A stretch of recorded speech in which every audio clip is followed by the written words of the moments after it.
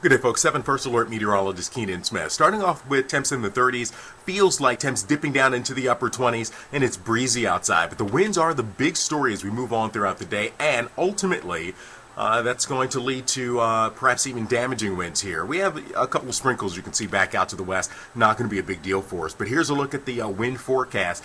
During the morning hours, those winds 10 to 20 miles an hour. But look at how high they get during the afternoon hours. These are the sustained winds, not the gusts.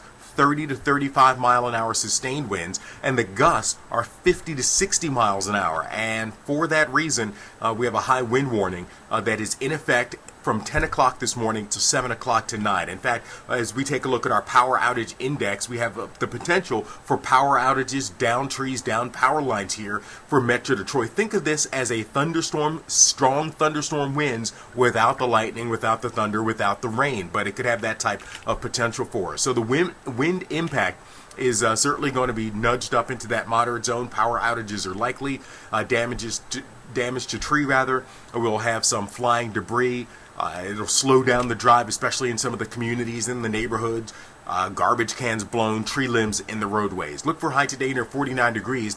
That high wind warning kicks in at 10, lasts until 7. Wind gusts 50 to 60 miles an hour. Tonight the winds ease. We drop down to 28 and clouds build after midnight. Tomorrow looking for a high temperature in the low 40s. Thankfully we don't have those gusty winds, but we could see a rain shower, snow shower around. And then we have another push of colder air. Look at the 30s. They're back for Friday, Saturday, Sunday, Monday, and Tuesday. It'll start to feel a little more like winter with below average temperatures starting Friday.